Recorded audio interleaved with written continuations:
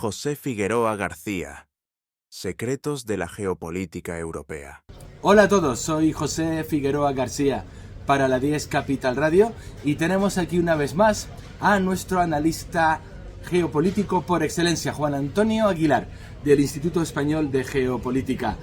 Bienvenido. Muy bien, un placer como siempre estar aquí y hoy además en la calle.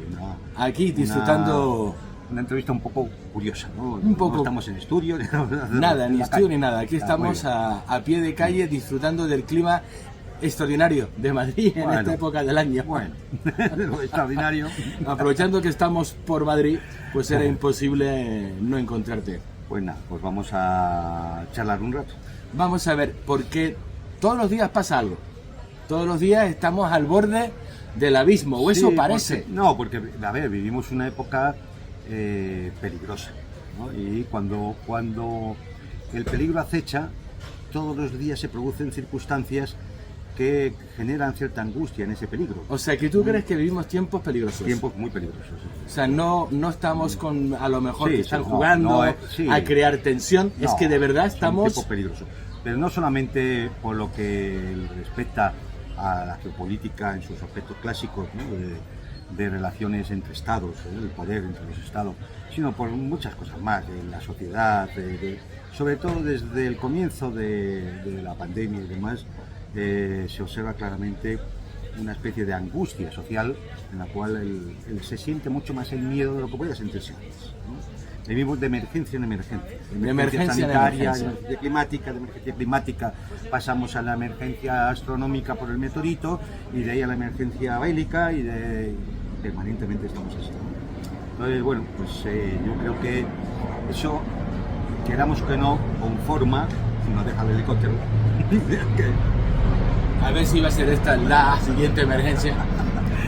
A ver, porque ya eso conforma una atmósfera social que claro, esto tiene sus consecuencias luego en la vida diaria, incluso personal, la gente, ¿no? En cuanto a cuestiones de salud mental, por ejemplo. Sí, ¿no? Sí, la salud mental ya desde el 2020 es así, ¿no? Entonces, bueno, pues vivimos ese tipo de tiempos. Tiempos interesantes. Si nos referimos en concreto a la temática a la que yo más me dedico, que es la cuestión de la geopolítica, y centrándonos en Europa, que es donde vivimos, yo creo que para que cualquiera que nos escuche se centre y focalice bien cuál es la situación, hay que partir de una serie de afirmaciones que generalmente acaban pasándose por alto, ¿no? ¿Qué se pasa por alto? Entonces, por ejemplo, la primera afirmación que hay que decir es que ningún conflicto bélico comienza con el primer disparo, comienza siempre mucho antes. Interesante. Entonces, hay que entender y conocer el contexto histórico donde se produce para saber cómo hemos llegado hasta aquí. Todo tiene un principio. Exactamente. La segunda afirmación es que todo el mundo habla de la guerra de Ucrania. Y efectivamente, podríamos decir que a partir de 2014 hubo una guerra civil en Ucrania. A partir de 2022, de febrero de 2022, hay una intervención militar rusa, que podríamos decir que es una guerra de Rusia por Ucrania.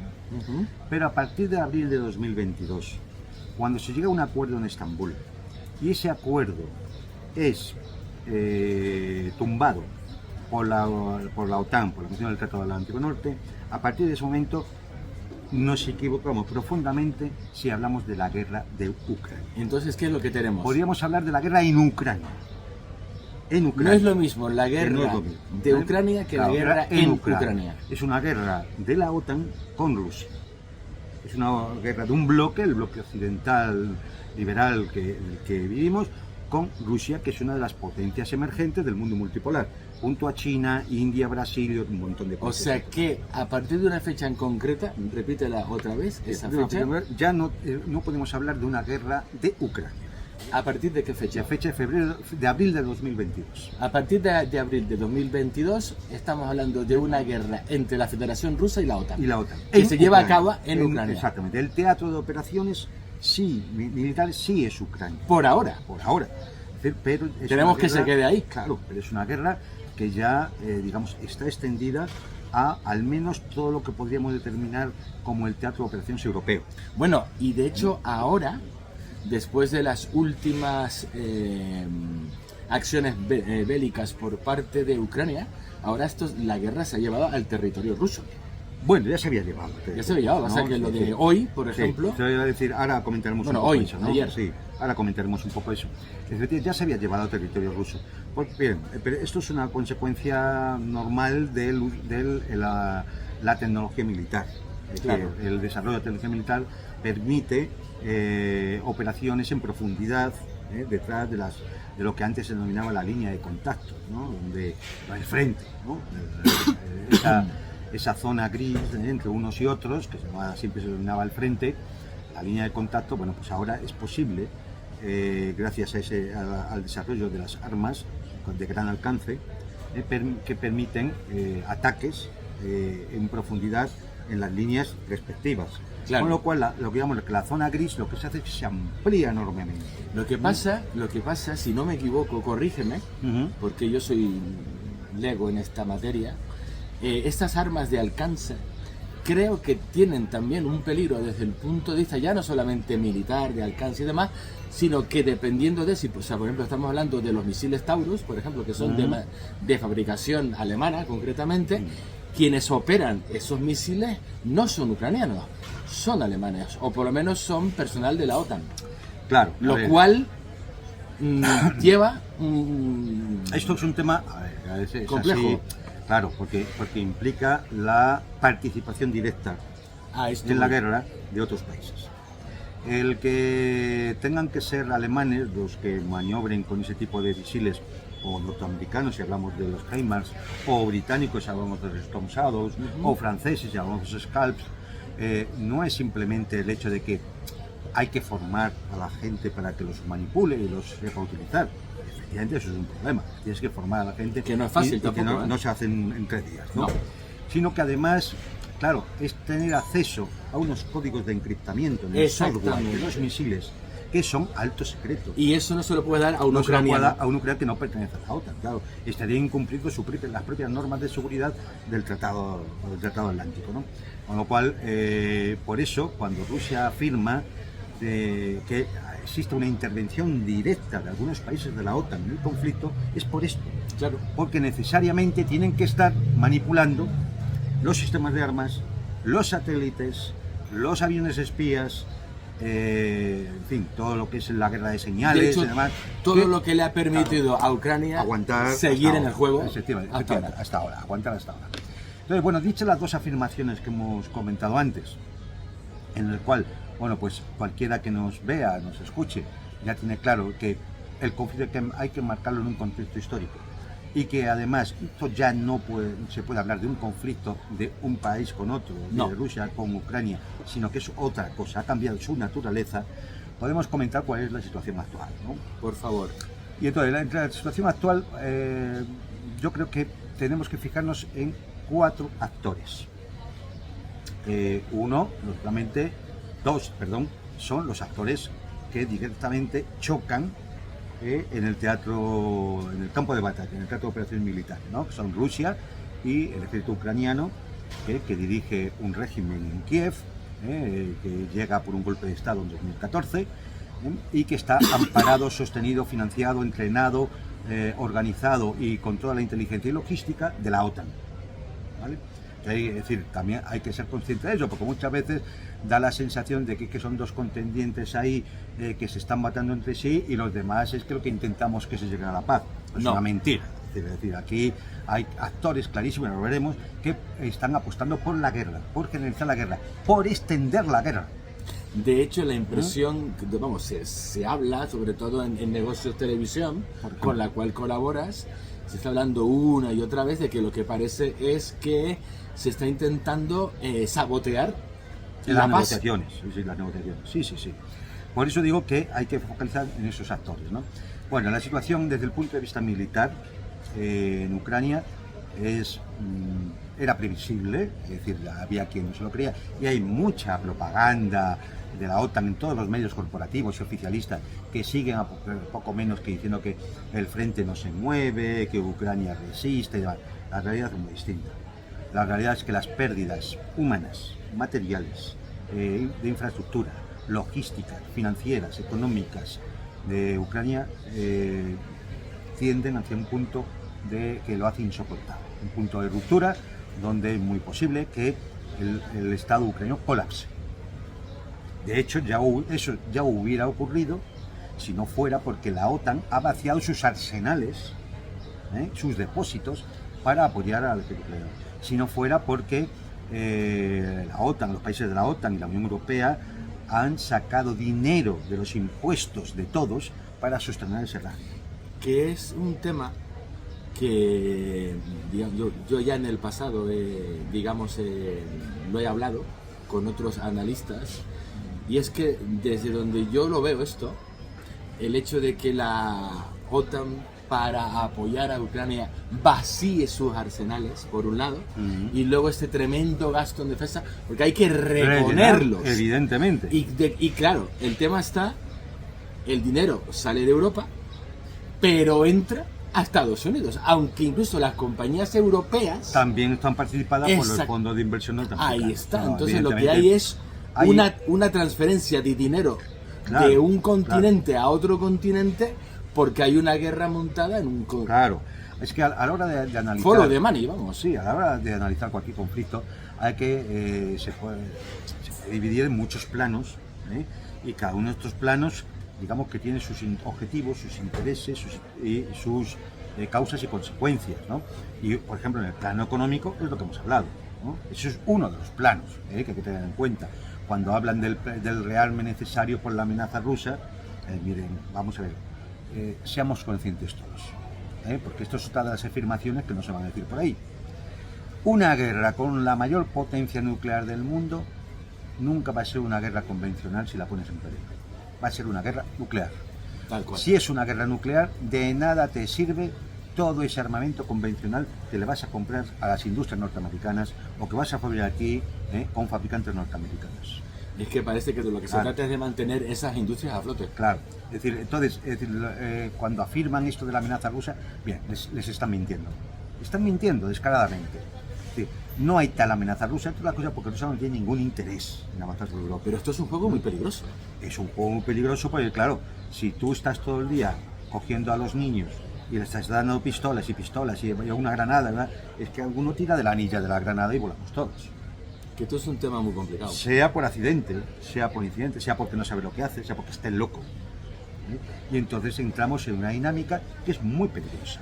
La impresión que a mí también me da, además es algo de lo que también se habla en otros medios independientes, donde la gente puede hablar y expresarse e entrevistar a gente como tú, es que lo que parece que hay es una guerra de desgaste. Sí, no, digamos, están intentando desgastar a Rusia. Sí, pero manteniendo. Claro, pero a ver, es una guerra industrial de desgaste. En una guerra industrial de desgaste, ¿quién gana? Gana aquel que tiene mayor retaguardia estratégica, mayor capacidad de recursos. Pero el tema es ahora de qué retaguardia estratégica estamos hablando, porque la ucraniana ya no es. No, la retaguardia estratégica de Rusia es China y es India. La retaguardia ucraniana es la OTAN. A esto voy. Claro, es la OTAN. Por eso, por lo tanto, las retaguardias estratégicas ahora se han ampliado muchísimo. Claro. Y en esta guerra industrial de desgaste, sí, el objetivo de la OTAN es desgastar a Rusia. Y el objetivo ruso es que va desgastando la OTAN también.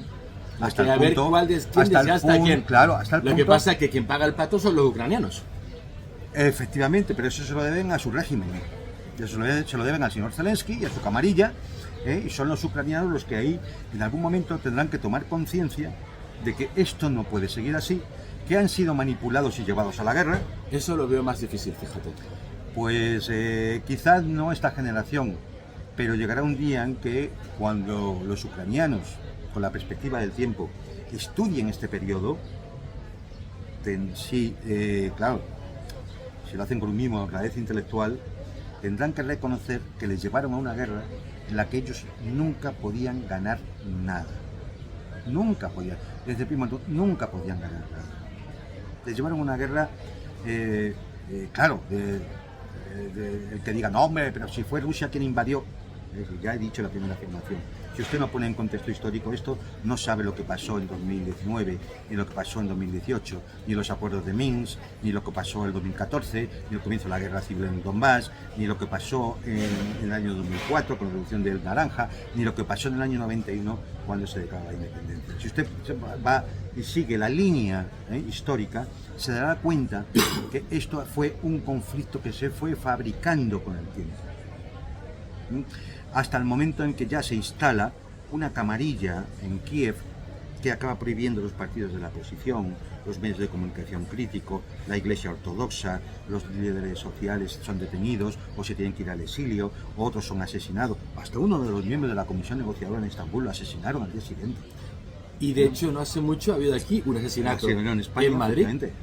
Justo después de visitar a Zelensky en Kiev.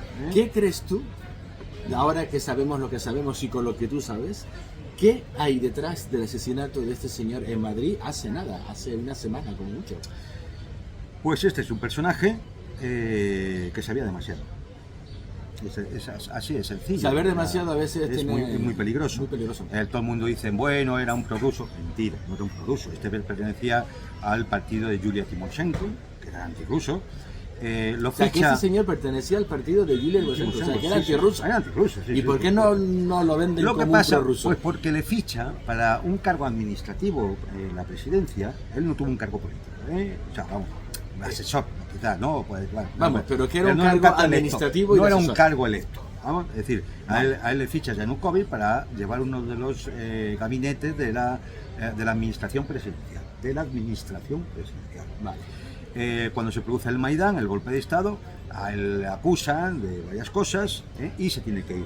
Él se va a Rusia. Porque piensa que es donde más seguro va a poder ir, ¿no? Claro. Pero las autoridades de inmigración rusa no le permiten quedar. Fíjate. ¿Por qué?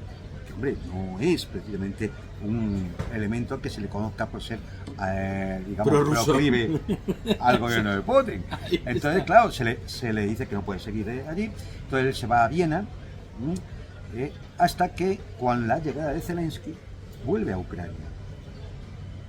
Es que a nosotros nos han contado otra historia. Sí, otra cosa. Él vuelve a Ucrania, de hecho empieza a trabajar como abogado, prestigioso abogado, muy caro. Sí, por lo visto llevaba un tren de vida importante este señor. Un gran, uno de estos típicos abogados que cobran mucho.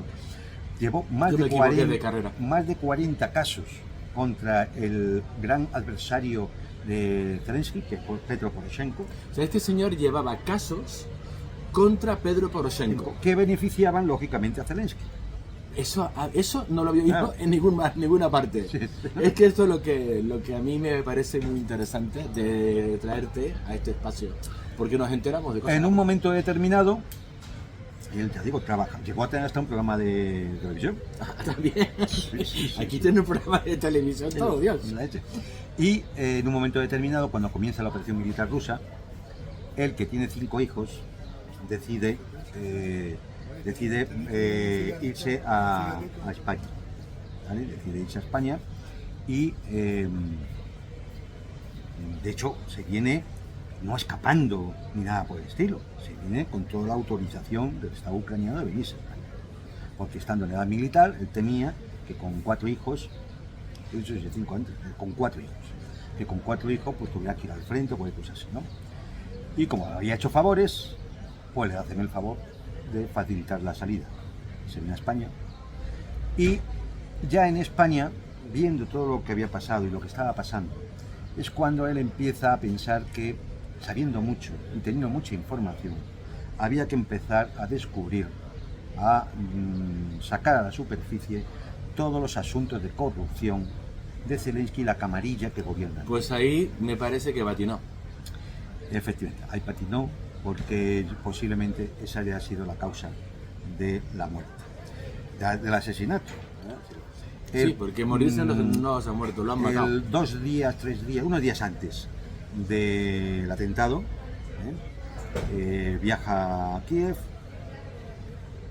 estuvo al menos con la administración presidencial, al quien dice que estuvo con el propio Zelensky. No se sabe para qué, no se sabe qué trataron, no se sabe qué asuntos tenían pendientes, Lo que sí se sabe es que 2 días después de volver tiene un atentado terrorista en Madrid y lo asesinan. Aquí, bueno, eso está bajo investigación, ¿eh? Y habrá que esperar. Pero hay al menos una cosa que sí tenemos que decir. No es permisible que el gobierno español, el Ministerio del Interior, el Ministerio de Defensa y los responsables de la seguridad del Estado permitan que en España haya pistoleros al servicio de un gobierno extranjero asesinando gente. Sí, la verdad Porque es que ya eso lo se las trae. intentaron con Anatoly Shairi, que es un periodista ucraniano también exiliado. Ya ocurrió con otro intento también de otro exiliado ucraniano.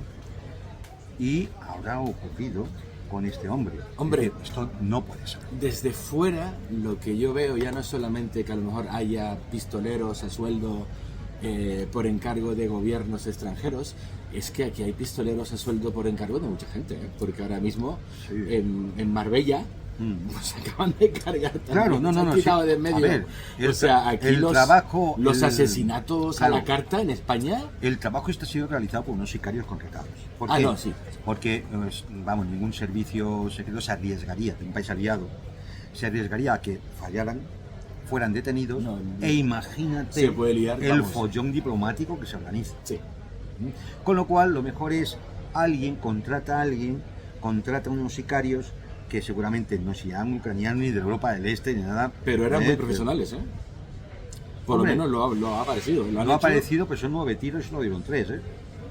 No sé, Hombre, no sé. ya, vale, ¿Eh? vale. Pero vamos, No eran Navy Seals. No, al menos eran decididos. Eso sí, ¿eh? Al menos eran decididos. Acabaron el trabajo. Acabaron el trabajo, ¿no? En ese aseguraron. sentido. Entonces, bueno, pues esta es la realidad. Y ya podemos retomar el tema de lo decía yo de los 4 actores, ¿no? Entonces, ya he explicado cómo está la situación desde el punto de vista militar. Solo en el mes de mayo las tropas ucranianas han perdido 600 y pico kilómetros cuadrados de territorio. 600 Y pico kilómetros cuadrados. Pero eso no nos indicaría nada. Lo que hay que ver es la tendencia. Y la tendencia va pasando de 193 kilómetros en el mes de febrero a 600 y pico kilómetros en el mes de mayo. Es decir, la tendencia es ascendente. ¿Qué podemos estar hablando para julio, agosto, septiembre, octubre, noviembre? La posibilidad de que el frente no se sostenga. Y es imposible de sostener muchos factores y muchas variables. Pero les voy a citar solo una variable. El ejército ucraniano ahora mismo tiene unos 800.000 efectivos en el frente. Más o menos como el ejército ruso. De esos 800.000 efectivos, el ejército ucraniano pierde, y cuando decimos en términos militares pierde, estamos hablando de bajas. Sí. Bajas son Heridos, fallecidos, desaparecidos, desaparecidos. Que además eso es todo un tema porque hay un montón de desaparecidos. 400.000 desaparecidos. Eso es un montón. Entonces, ¿qué es lo que se está viendo? Pues que cada mes las fuerzas ucranianas pierden 50.000 efectivos. Eso es un montón. Y la movilización, esa movilización que se hace a las fuerzas, secuestrando a la gente en las calles, logra reponer 30.000. ¿Qué significa esto? Que Que 20.000. la tasa de reposición es negativa en 20.000 efectivos mensuales. Pues eso es bastante. En 10 meses eso puede ser 200, al ritmo actual, sin que varíe, puede significar 200.000 efectivos menos. Posiblemente con 600.000 o 500.000 las fuerzas ucranianas no puedan aguantar un frente de 2.000 kilómetros, porque dejarían muchos huecos libres por donde las tropas rusas entrarían en profundidad. Hombre, ahí es donde entran quizás los mercenarios famosos. Pero Claro, eso los hace falta un mercenarios- montón. Es que hace falta demasiados mercenarios. ¿Crees que y por el eso mercenario está- tampoco es tan tonto. El mercenario es un personaje que va a ganar dinero. Si la cosa la ve muy mal, no es rentable. Sí, Claro. Sí, no es obviamente- rentable. obviamente A ver, no. Es muy bonito ser mercenario en un país donde el enemigo son pastores de cabras con un simple Kalashnikov. sí, Pero creo claro, que a esos mercenarios los llaman contratistas. contratistas. Entonces, esos son Esos- fáciles. esos los Claro. contratistas. Dices, eso, bueno, es fácil, pues ahí te ganas un dineral, ¿no? Pero cuando lo que te puede caer es una bomba de 3.000 kilos, entonces Sí, la cosa sí, ya... las famosas uno empieza- bombas. Claro, entonces ya la cosa empieza a ser más delicada y a lo mejor hay muchos mercenarios que dicen, porque es un negocio un poco rentable, ¿no? Como para ir. Y bueno, pues esta es la situación militar. Hemos visto un par de operaciones que son significativas para entender un poco cuál es la naturaleza de la guerra en el bando occidental, ¿no? Que es lo que ocurrió entre el sábado y el domingo. En el sábado y el domingo ocurrieron dos cosas. Una de la que se habla muy poco, porque claro, deja muy mal al régimen de Kiev, que son los dos atentados terroristas sobre dos puentes en la región de Briansk y en Kursk, Sí. Cuando pasaban trenes de pasajeros por debajo, provocando muertos y heridos civiles. Eso lo he oído, pero de nuevo, negocios, televisión y poco más. Y poco más. Es decir, bueno, pues esto... Saludo a los compañeros de están, negocios, televisión. están las imágenes, están los datos, están los testimonios, se puede contrastar fácilmente para cualquier periodista que no sea un gusanillo de los de 30 monedas. Es decir, puede contrastarlo porque hay heridos que han sido llevados en helicóptero a Moscú. Es decir, no es difícil encontrar en los hospitales. Sí, ha sido grave. Entonces, bien, este acto terrorista, fuera de todas las leyes de la guerra, evidentemente se oculta dentro de lo ¿Por que qué es... haría algo así Kiev? Porque lo ha hecho otras veces, porque el terrorismo es una de las armas que utiliza, es el arma de los desesperados. Porque cuando se está perdiendo, tú tienes que hacer cosas, y ahora iremos a la segunda cosa que ocurrió. Sí, tienes que hacer cosas que cumplan dos objetivos. Una, ocupen, eso es, moralizar a tu propia gente, elevar la moral de tu propia gente. Y desmoralizar al otro. Bueno, el otro a lo mejor no se desmoraliza por igual esto. Igual se enfada aún más. Exactamente, es decir, provocas lo que no debería ser, ¿no? Pero lo que tienes que hacer es elevar la moral de tu propia gente y ocupar la portada de los periódicos para tapar otras situaciones. Por ejemplo, antes de ayer se bombardeó un centro de entrenamiento donde había 2 brigadas ucranianas y ha sido tal desastre que ha dimitido el general jefe de las fuerzas terrestres de Ucrania. Ah, no lo sabía. Claro, no lo sabía. No, de verdad que no lo sabía. Pues está dimitido. Y mira que yo leo periódicos. Y ha dimitido porque claro, el ataque fue brutal. 2 brigadas destrozadas. ¿Una brigada cuánta gente es? Depende, las brigadas ucranianas no están completas, por razones obvias, ¿no? Pero podría haber ahí fácilmente entre 1.000 y 2.000 efectivos. No, pues de una vez son bastantes, ¿eh? Pero no creo que hayan caído todos, ¿no? Pero con que hayan caído unas decenas de muertos y unos centenares de heridos... No, es un desastre. Es decir, ya ha destrozado, es decir, operativamente esas brigadas ya están destrozadas. Ya no están operativas. Hay que volver a rellenar, ¿no? Y el golpe moral. Y el golpe moral, ¿no? Tremendo. Entonces, bueno, pues la segunda situación que se produce es una operación encubierta, una operación de sabotaje. No es una operación militar en el sentido clásico de un avance en el frente, lo que sí, una batalla que gana, no. Una operación encubierta, de sabotaje, en el cual durante no 1 año y medio, como dice Zelensky, porque eso es absurdo. Nadie prevé una operación encubierta 1 año y medio vista, porque no sabe ni cómo va a estar la guerra. Es absurdo, ¿no? Es decir, sino en el cual durante unas semanas, quizás unos meses, se han ido introduciendo en Rusia, porque están las fronteras abiertas, porque no hay estado de guerra. Se han introduciendo, creo que desde la frontera de Kazajistán y de Finlandia, aunque esto habrá que comprobarlo, pero se han introduciendo pequeños drones de un tamaño... Sí, de 465 euros. Exactamente. Me ha parecido leer por algún lado. Que pueden llevar una carga explosiva de 4 o 5 kilos, y se han ido introduciendo hasta una cantidad de 117, creo. Estos se introducían desmontado por piezas y en una especie de nave en la región de Chelyabinsk, alquilada por 350.000 rublos, pues los han ido montando, los han ido poniendo en contenedores en unos camiones. Estos camiones pues salen y como efectivamente no están en estado de guerra, no hay un control policial absoluto, pues salen, se acercan a determinada base donde hay bombarderos estratégicos rusos y los sueltan sobre 5 bases. En 3 bases fracasaron completamente, pero hay 2 pues, errores de seguridad que los rusos tendrán que investigar y tomar en cabeza, lo más exactamente, y tomar las medidas pertinentes, pues bueno, pues afectaron y han destruido pues 4 bombarderos Tupolev 95, un par de Tupolev 22, un avión de transporte y hay alguno más dañado. Pero la prensa dice 40. Nada, eso... Nada. Es decir, ya están las imágenes satelitales, ya sabemos perfectamente qué aviones son los afectados, qué modelo, qué avión y qué modelo de avión está afectado, cuáles son destruidos, cuáles son dañados. Fundamentalmente los destruidos es porque el dron, aunque tenga poca carga explosiva, si lo sabes colocar donde está el combustible, pues incendia el avión. Claro, si incendia el avión está. En aquellos días donde no ha sido posible eso o no tenían combustible, pues lo que se ha producido es un daño que será posiblemente recuperable. También hay que decir que todos estos bombarderos, de los 4 o 5, ya no estaban en servicio, estaban para canibalizar las piezas. O sea que mira. Y una cosa, Juan Antonio, porque esto es un tema que he oído, pero que no he oído. Entonces me gustaría consultarte esto, porque oficialmente, hasta donde yo llego, pero esto no ha sido Vox Populi así a lo bestia, han intentado cargarse a Putin. ¿O estoy yo equivocado? No. Es decir, a ver, en un momento porque aquí hay un tema. La pasada semana hay un viaje en helicóptero en el cual va Putin a la región de Kursk. Correcto. Y en ese momento hay un lanzamiento de drones que cogen al helicóptero de Putin en medio del fregado. ¿Era porque tenían información e intentaban ir contra el helicóptero de Putin? Puede ser. ¿Era porque simplemente lanzaban el ataque y andaban el helicóptero de Putin por allí? Porque todos los días lo lanzan. Claro, porque todos los días se producen situaciones de estas. También puede ser. Lo único cierto es que estaba en medio del fregado en ese momento. Y ha tenido bastante suerte.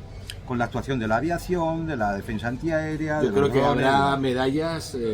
Posiblemente, ¿no? Porque deberían ponerse todos a temblar, claro. Deberían ponerse todos a temblar. Un simple dron te da contra el helicóptero y tumbas el helicóptero. No, aparte el helicóptero siempre es el medio de transporte más peligroso, frágil y complicado del mundo. Entonces, bueno, pues esto... Vas mejor en globo, ¿eh? Y entonces, bueno, esto es lo que ocurrió ayer. La prensa lo magnifica porque para eso se hace, es una operación claramente mediática. ¿Por qué? Pero yo sin embargo esto no lo he oído así pero es que por todos lados. Pero tú, canalistas militares, tú ves en los medios de comunicación. Pero es que eso voy. No hay. O sea, yo esto lo he oído en negocios, televisión y en alguna que otra parte.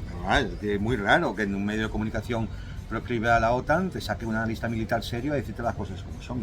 No conviene. Por eso estás todo bien. Entonces, bueno, pues, ¿qué entender de este ataque? Bueno, primero, lo que hay que entender es que es normal, en la guerra el enemigo también dispara. Sí. Todos disparan, todos hacen sus operaciones. Entonces, bueno, que se produzca una cosa de este tipo, pues hay que considerarlo que como, bueno, pues gajes es normal. Gajes del oficio.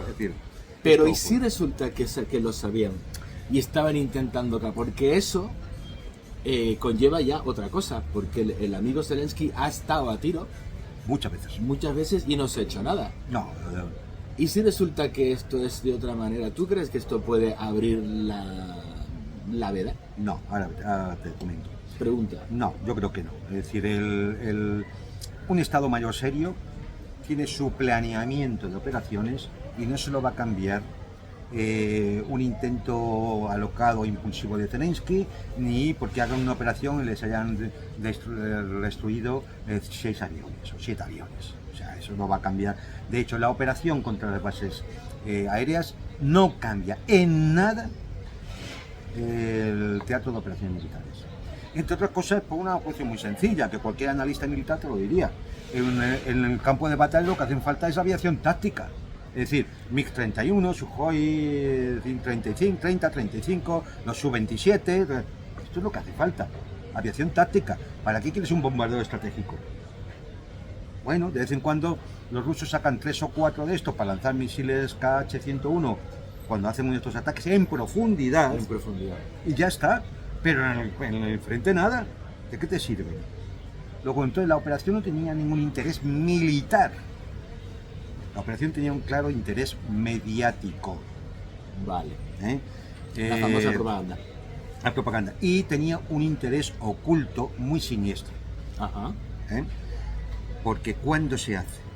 ¿Alguien piensa que estas cosas se hacen porque sí, el día de hoy? Obviamente no, pero cuéntanos por qué no... Se hace el día antes de que hay una nueva ronda de negociaciones. Claro, sí, claro.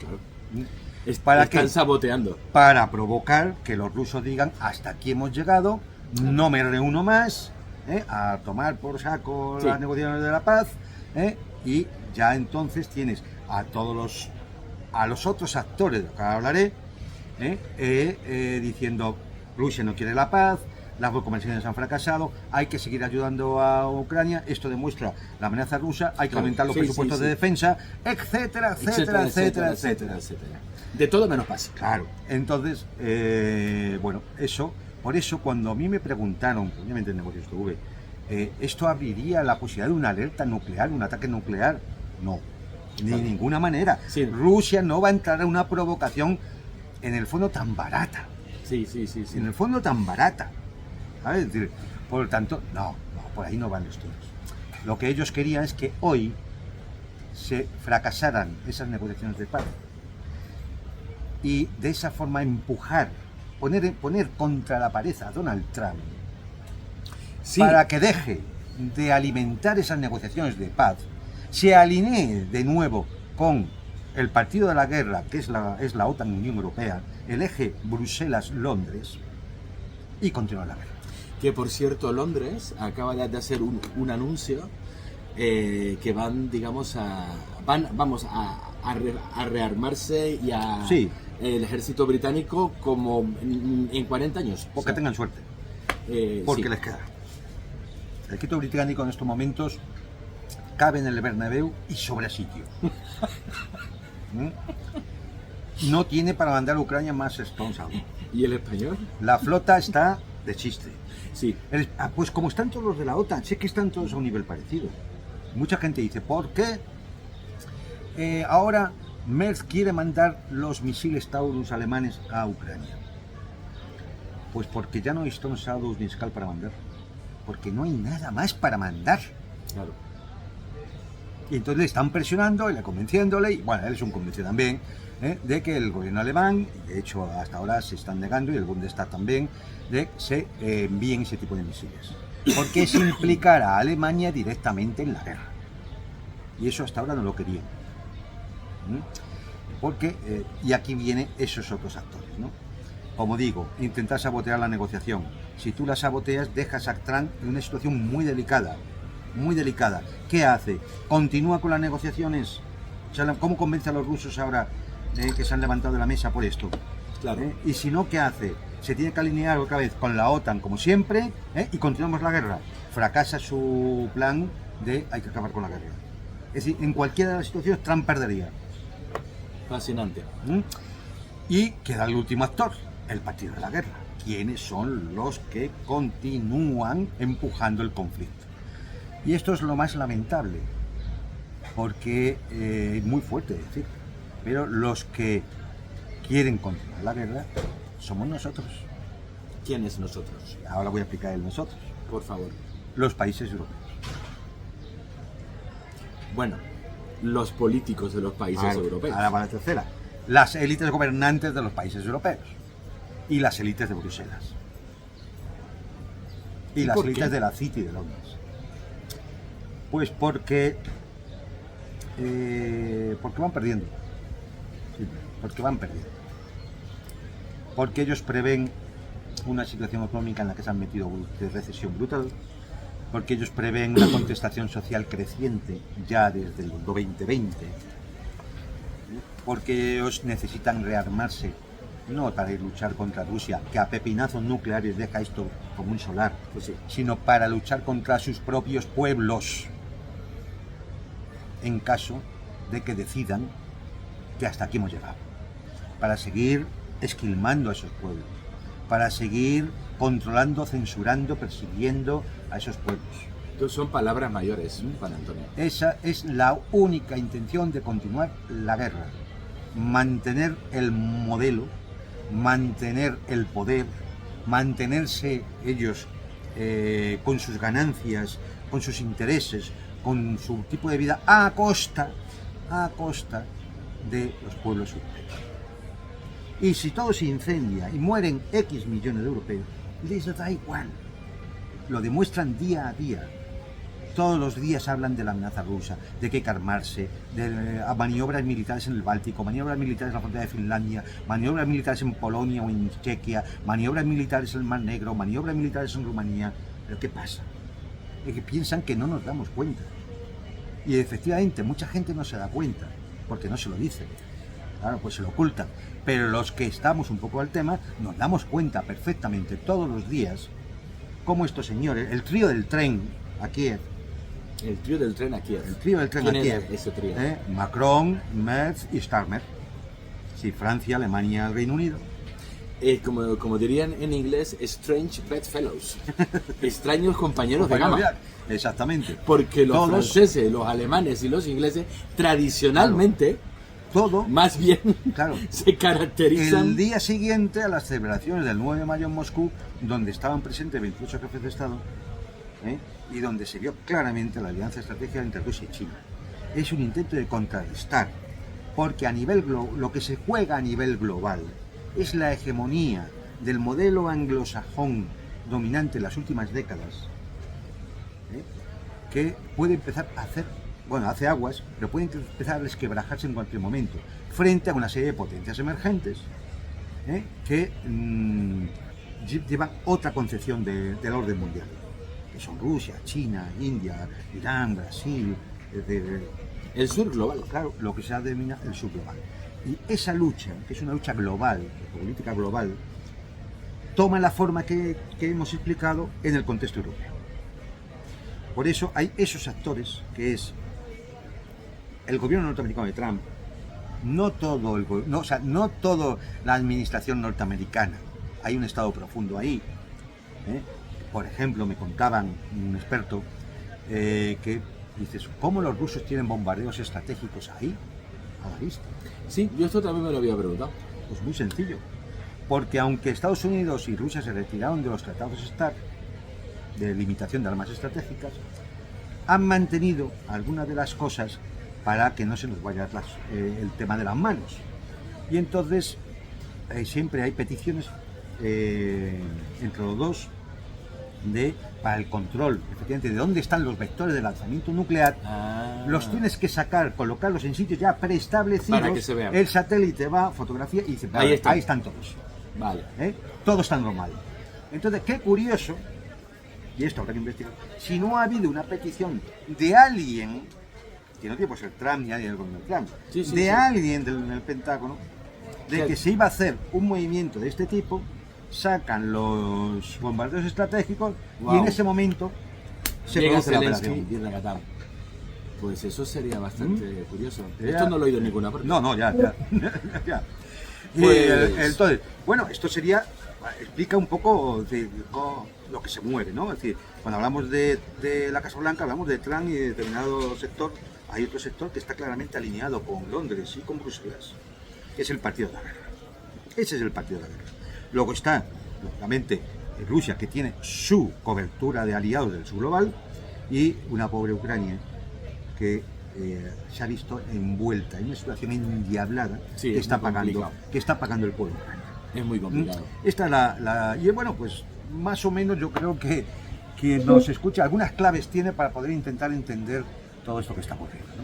Pues Juan Antonio, gracias una vez más por iluminarnos, por darnos esa visión más amplia de la geopolítica, por tu información de tus fuentes y por tu análisis, porque la verdad es que es muy muy importante. Bueno. Y te agradezco muchísimo que encuentres el rato con la que está cayendo, clima incluido, para que aprovechando que el Pisuerga pasa por Valladolid, yo creo que bueno, esto simplemente es una cuestión de trabajo, y sobre todo de intentar que a la gente le pueda llegar algunas claves que le ayuden a entender. ¿Dónde encuentra la gente al Instituto Español de Geopolítica? En una publicación en internet que es geoestrategia.eu. Ah, mira, de tu EU amada. De mi EU amada. No es ES, y explico por qué. Porque no la cortaron. A ver, ¿la ES os la cortaron? No la cortaron. Pero eso es muy grave. No nos permitieron renovar el dominio. Wow. Así que avisado queda aquel que tiene. Bueno, a mí me han tumbado un vídeo de YouTube hace nada y a la radio le han cerrado el canal una semana. O sea, Bueno, que esto es nada, lo que yo no sabía. Esto es pero lo por que vivimos, visto- porque efectivamente, lógicamente, el partido de la guerra tiene que preparar a la población para la guerra. Y entonces la censura se hace obligada. Y bueno, y vamos a ver empeorar las cosas, lamentablemente. Esperemos que no. Definitivamente vivimos tiempos interesantes. Juan Antonio Aguilar, muchísimas gracias y nada, manténganse a la escucha, estaremos trayendo más noticias, más análisis e intentando informar. Muchísimas gracias a todos, arigato. Hasta pronto.